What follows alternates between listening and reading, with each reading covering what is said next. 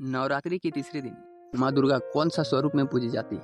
नमस्कार दोस्तों, स्वागत है हमारे श्री ज्ञान सागर चैनल में। नवरात्रि के तीसरे दिन हम माँ दुर्गा के तीसरे स्वरूप माँ चंद्रघंटा की पूजा करते हैं। माँ चंद्रघंटा का नाम उनके मस्तक पर आद्र चंद्रकार का घंटा के कारण पड़ा। उनका भात सिंह है, उनके 10 हाथ हैं जिनमें विभिन्न अस्त्र शस्त्र कमल सुशोभित रहते हैं। उनका स्वरूप अत्यंत वीर और दिव्य है, लेकिन उनके भक्तों के लिए वे हमेशा करुणामयी और मंगलकारी रहती है। पुराणों की कथा के अनुसार जब माँ पार्वती ने भगवान शिव को पति रूप में स्वीकार किया, तब विवाह के समय वे इसी रूप में प्रकट हुई थी। उनके इस अद्भुत स्वरूप ने देवताओं को शक्ति और दुष्टों के हृदय में भय उत्पन्न किया। माँ चंद्रघंटा का रूप यह संदेश देता है कि भक्तों के लिए वे दयालु माता हैं, लेकिन दुष्टों के लिए विनाश की शक्ति। तीसरे दिन प्रातःकाल स्नान करके स्वच्छ वस्त्र धारण करके माँ चंद्रघंटा की प्रतिमा या चित्र को पूजन स्थल पर रखकर धूप, पुष्प, रोली, चावल और फल से पूजा करते हैं। विशेष स्वरूप से सुनहरे या लाल रंग के फूल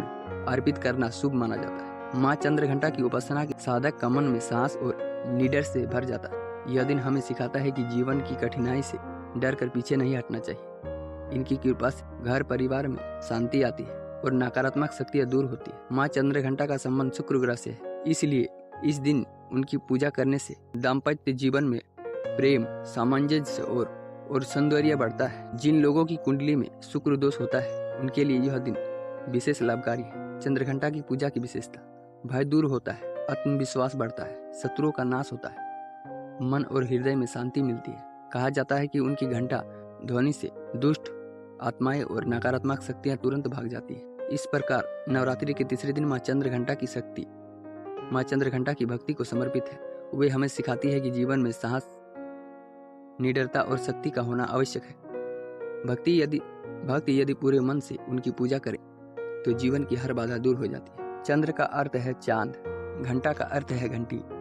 माँ के मस्तक पर स्थित घंटी असुरों के लिए भय और निवास के कारण बनी। तो दोस्तों, नवरात्रि का तीसरा दिन माँ चंद्रघंटा की भक्ति और आराधना के लिए विशेष माना जाता है। उनकी पूजा करने से साधकों को न केवल आत्मबल और साहस मिलता है, बल्कि जीवन की सब विपत्तियां भी समाप्त होती है।